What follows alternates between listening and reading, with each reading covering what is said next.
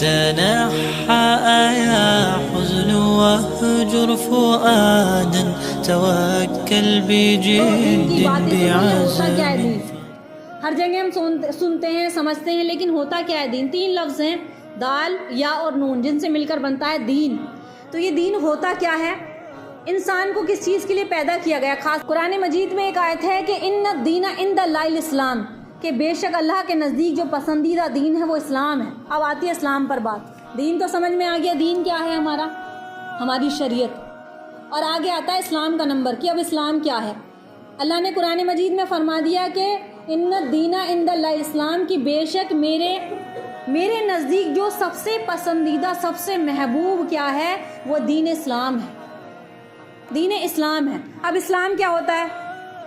یعنی کہ وہ حقیقی دین جو اللہ رب العالمین کو پسند ہے، وہ پسندہ دین کیا ہے؟ وہ اسلام ہے. اسلام کے مصداق کے متعلق تو الحمدللہ اللہ تعالیٰ ہر مسلمان کو اس کا علم ہے کہ اس کا مصداق توحید اور رسالت اور آخرت اور عقائد ہے. اسلام کیا ہے؟ توحید ہے، اللہ کو رب ماننا، ایک ماننا. توحید ہے، عقائد ہیں، اور رسالت یعنی کہ نبی پاک صلی اللہ علیہ وسلم کو نبی ماننا کہ اللہ کے نبی آخری نبی ہیں. اور اللہ کیا ہے؟ اللہ اکیلا ہے، وحدہ لا شریک ہے، اور اس کے رسول اس کے پیغمبر ہے. اس بات پر یقین ہے. اسلام کے معنی کیا؟ اب یہ بھی سمجھنا ہے کہ اسلام کے معنی کیا ہے. ایمان تو ہم سب لے کر آئے ہوئے ہیں. جس نے پڑھ لیا لا الہ الا اللہ محمد الرسول اللہ، تو وہ کیا ہو گیا؟ وہ کلمے کا شریک ہو گیا، وہ ہمارا مسلمان بھائی ہو گیا یا بہن ہو گئی. تو پھر کیا ہے؟ وہ ایمان میں داخل ہو گیا. اس نے ایمان میں داخل ہونے کے بعد اسلام میں انٹری کر دی. ہم نے اسلام میں، اب اسلام کیا ہے؟ ہم نے ایمان میں تو ہم سب داخل ہیں. ہم نے رب کو مانتے ہیں، اللہ کو مانتے ہیں، رسول کو مانتے ہیں، سارے عقائد جتنے بھی ہیں سب کو سچ مانتے ہیں، سب کی تصدیق کرتے ہیں. لیکن اب اسلام کیا ہے؟ تو اسلام کے بارے میں آتا ہے، اسلام کے معنی کیا ہے کہ لیکن جس چیز کی طرف سے آپ حضرات کو متوجہ کرنا چاہتے ہیں، جس چیز کو بتانا چاہتے ہیں، وہ یہ ہے کہ اسلام کا لفظی معنی کیا ہے. اسلام کسے کہتے ہیں؟ سر جھکانے کو. سر جھکانا، سر تسلیم خم کرنا اپنے رب کے سامنے، اپنے رب کے احکام کے سامنے، اپنے رسول کے سامنے. جو احکام شریعت لاگو کی گئی ہے اس کے سامنے سر جھکانا، اس کو اسلام کہتے ہیں. ایمان میں تو ہم سب داخل ہیں، لیکن اسلام کیا ہے کہ اللہ کے ہر ایک حکم کی پیروی کرنا اور اپنے سر کو جھکا دینا، تابع بن کر چلنا، اس کے تابع بن جانا کہ ہم ہر ایک کام اللہ اور اس کے رسول کے مطابق کریں گے. اس کو اسلام کہتے ہیں، اس کو اسلام کہتے ہیں. جیسا کہ ایک دوسری آیت میں اللہ تعالیٰ نے مسلمانوں کو خطاب کر کے فرمایا. کیا اللہ فرماتا ہے؟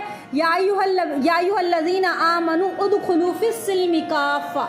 بہت بڑی آیت ہے یہ، بہت سمجھنے والوں کے لیے اشارہ ہے کہ یا ایھا الذین آمنوا ادخلوا فی السلم کافہ، کہ ایمان والو اسلام میں داخل ہو جاؤ پورے کے پورے. اسلام کا لفظ آیا اس آیت میں، اسلام کا لفظ آیا کہ پورے کے پورے داخل ہونا ہے. ایسا نہیں کہ کچھ کر دیا کچھ چھوڑ دیا. باقی اللہ چاہے تو اتنے عمل پر ہماری بخشیش کر دے، نہ چاہے تو اتنا کرنے پر بھی بخشیش نہ ہو. اللہ کی رب کی مرضی ہے. چاہے تو اللہ تھوڑے عمل پر راضی ہو جائے. تو اے ایمان والو اسلام میں داخل ہو جاؤ پورے کے پورے. اب اسلام میں پورے کے پورے داخل ہونے کا مطلب کیا ہے؟ ایک جگہ یہ آیت بھی ہے یا ایھا الذین آمنوا آمنو، یا ایھا الذین آمنوا آمنو، اے ایمان والو ایمان لاؤ. ایمان والوں کو دوبارہ سے کہا جا رہا ہے کہ ایمان لاؤ. اب ایمان والے تو ایمان لا چکے ہیں نا، کہ ہم اللہ کو مانتے ہیں، رسول کو مانتے ہیں، نبی کی بات مانتے ہیں، قرآن کی پیروی کرتے ہیں، قرآن کو پڑھتے ہیں، نماز پڑھتے ہیں. تو یہ سب ساری چیزیں کیا ہو گئی؟ ایمان میں داخل ہو گئی. لیکن اللہ کیا کہتا ہے؟ ایمان والو ایمان لے کر آؤ. بار بار یہ بات سمجھائی جا رہی ہے. سمجھانے کا مقصد یہی ہے کہ جب کام کرو تو صحیح ایمان والے بن کر ایمان والے کام کرو. یہ جو کام ہم نے نصرانیت جو ہمارے اندر آ گئی، یہ کام چھوڑ دو. یہ بتایا جا رہا ہے اصل مقصد. تو یہ بتایا جاتا ہے کہ جو ایمان لا چکے ہیں. دوسری طرف یہ بھی حکم دیا جا رہا ہے کہ اسلام میں داخل ہو جا. معلوم ہوا ہے کہ کلمہ توحید جس سے انسان کا ایمان لانا ثابت ہوتا ہے، اس کو پڑھ لینا کافی نہیں ہوتا. صرف کلمہ پڑھنا کافی نہیں ہوتا.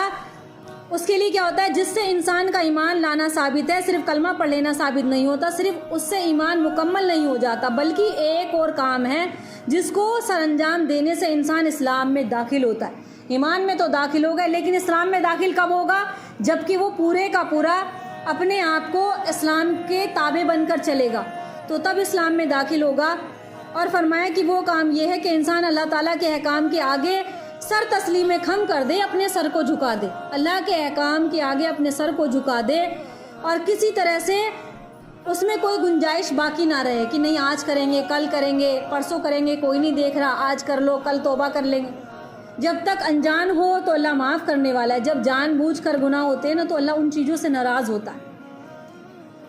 جب انجان ہوتے ہیں تو اللہ معاف کرنے والا ہے، جب جان بوجھ کر گناہ ہوتے ہیں کہ چوری کرنا سب کو پتہ ہے کہ گناہ ہے، گناہ کبیرہ، حرام کھانا گناہ کبیرہ، سود پر کام کرنا، سود لینا، سود کا گناہ کتنا یہ سارے کے سارے کیا ہے، اتنے حرام کام ہے، کھلا اعلان ہے ان کا، لیکن پھر بھی کتنے مسلمان ہیں کہ جو ان پر لے کر کام کر رہے ہیں اپنا آگے تجارت بڑھانے کے لیے۔ آگے فرمایا مثال کے طور پر اس بات کو میں اس طریقے سے سمجھاؤں، شاید کسی کی سمجھ میں نہ آئی ہو۔ مثال کے طور پر حضرت ابراہیم علیہ السلام کا واقعہ سب کو معلوم ہے کہ اسماعیل علیہ السلام کی جب قربانی کا دن آیا تو وہ اپنے بیٹے کو قربان کرنے کے لیے چلے گئے، جبکہ اسلام میں کیا ہے، قتل کرنا بہت بڑا گناہ ہے، قتل کرنا، جان بوجھ کے قتل کرنا۔ انسان یعنی کہ اگر کسی نے ایک انسان کو قتل کر دیا تو گویا کہ ساری انسانیت کو قتل کر دیا۔ تو جب ابراہیم علیہ السلام کے خواب میں اللہ تعالیٰ نے، کیونکہ انبیاءوں کے خواب صادق سچے ہوتے ہیں، خواب میں آیا کہ ابراہیم علیہ السلام کو اللہ نے خواب میں دکھایا کہ اپنی محبوب چیز اللہ کے راستے میں قربان کرو۔ وہ ایمان لانے والے تھے، نبی بھی تھے، اللہ کی ہر بات کو ماننے والے تھے، لیکن اگر خواب میں کوئی چیز دکھائی دے رہی ہے کہ کیا ان کو حقیقت کریں گے؟ لیکن نبیوں کے خواب چونکہ سچے ہوتے ہیں، خواب میں دکھائی دی تو انہوں نے اگلے دن اونٹ قربان کی۔ بہت لمبا واقعہ ہے، آپ کو پتہ بھی ہے۔ تو انہوں نے اونٹوں کی قربانی دی، پھر وہی ہو بہو وہی خواب آتا ہے۔ تو آخر کیا آیا کہ وہ اپنے بیٹے کو قربان کرنے کے لیے، حضرت اسماعیل علیہ السلام کو قربان کرنے کے لیے لے کر چلے جاتے ہیں، لیکن دل دیکھتا ہے صرف کہ میرے حکم پر کتنے چلتے ہیں۔ یہ ایمان تو لے کر آ گئے لیکن اسلام میں کتنے داخل ہیں، ایمان تو لے کر آ چکے لیکن میرے حکم پر کتنے چلتے ہیں۔ تو اس وقت جب اللہ تعالیٰ نے ان کے پاس یہ خواب دکھایا ابراہیم علیہ السلام کو، اور ابراہیم علیہ السلام نے وہ خواب دیکھا تو وہ ڈر گئے اور اپنے بیٹے کو ذبح کرنے کے لیے لے کر گئے، اور اس کے بعد ذبح کرنے کے لیے جب چھری چلائی تو وہ چھری نہیں چلی۔ وجہ کیا تھی؟ صرف اللہ کو دیکھنا تھا کہ میرے خلیل مجھ سے کتنی محبت کرتے ہیں، میرا بندہ مجھ سے کتنی محبت کرتا، دنیا سے کرتا ہے یا مجھ سے کرتا ہے۔ اپنے بیٹے کی قربانی کے لیے وہ نکل پڑے، لیکن ابراہیم علیہ السلام نے اللہ تعالیٰ کے سامنے سر تسلیم خم کر دیا، اپنے سر کو جھکا دیا، گویا کہ بیٹے کی قربانی ان کو کرنے کے لیے آگے آنا پڑا۔ اللہ امتحان لیتا ہے، اگر کوئی احکام ہم پر بھاری لگ رہا ہے دین شریعت کا تو اس کو یہ مت سمجھو کہ ہم پر بوجھ ہے، ہو سکتا ہے تمہارا امتحان ہو اور اللہ تعالیٰ آنے والے وقت میں تمہارے لیے آسانی پیدا کر دے۔ اور اللہ کے ہر امر میں بہترائی ہوتی ہے، انا مع العسر یسرا فإن مع العسر یسرا، کہ بے شک ہر مشکل کے بعد آسانی ہے، بے شک ہر مشکل کے بعد آسانی آتی ہے، تو اللہ آسانی لائے گا۔ امتحان کس کے ہوں گے؟ جو جس اسکول میں ایڈمیشن ہوگا، بھائی یہ اسکول ہے، مان لو کوئی بھی اسکول ہے تو وہ اسکول انہی بچوں کا تو ایڈمیشن کرتا ہے جو اس کے پاس آتے ہیں، اور جب ایڈمیشن ہو گیا تو ایگزام کس کا لے گا؟ وہ انہی کا لے گا۔ باہر کے بچے بھی آئیں گے تو پہلے ان سے پرمیشن لینی پڑے گی۔ ایگزام میں بتاؤ کسی کو بٹھا لیں گے؟ نہیں بٹھا سکتے۔ ایک دوسرے والے، کوئی اسکول والے کسی دوسرے اسکول والے بچوں کو نہیں بٹھا سکتے جب تک کہ پرمیشن نہ ہو۔ تو ہم ایمان میں داخل ہو گئے، ہم نے کلمہ گو ہو گئے، کلمہ پڑھ لیا لا الہ الا اللہ محمد رسول اللہ۔ اب آگے جو چیز آتی ہے وہ کیا ہے کہ اب تو ہم اس اسکول میں داخلہ ہمارا ہو چکا، ایمان میں داخل ہو گئے، داخلہ ہو چکا۔ اب آگے کرنا کیا؟ آگے اسلام پر چلنا ہے، اسلام کی پیروی کرنی ہے۔ ایمان میں تو داخل ہو گئے، اور اسلام کیا ہے؟ اللہ کے ہر ایک امر کو آنکھیں بند کر کے کہ جو حکم ہم نے سنا قرآن کا فوراً اس کو اپنے اندر لے آؤ، اس سے پہلے تاخیر نہ ہو جائے۔ کتنے لوگ دنیا سے چلے گئے، قبروں میں چلے گئے، لیکن ان کو یہی معلوم نہیں ہوا کہ ہم کیوں آئے تھے، کیوں چلے گئے۔ کتنے ایسے ہیں قبروں میں چلے گئے لیکن بات دین کی سمجھ میں نہ آئی۔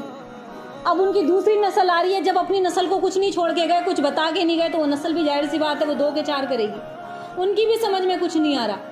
اللہ جسے چاہے ہدایت دے، جسے چاہے گمراہ کرے، اور اللہ جسے ہدایت دینے والا ہوتا ہے، اپنی طرف لانا چاہتا ہے تو ایسے ایسے لوگوں کو ہدایت دیتا ہے کہ ہم سوچ بھی نہیں سکتے، اور جب گمراہ کرنے پر آتا ہے تو ایسے لوگوں کو گمراہ کر دیتا ہے جن کے بارے میں ہم تصور نہیں کر سکتے کہ اتنا اچھا دین کا گھرانہ یہ گمراہ بھی ہو سکتا ہے۔ یہ بھی ہوا ہے۔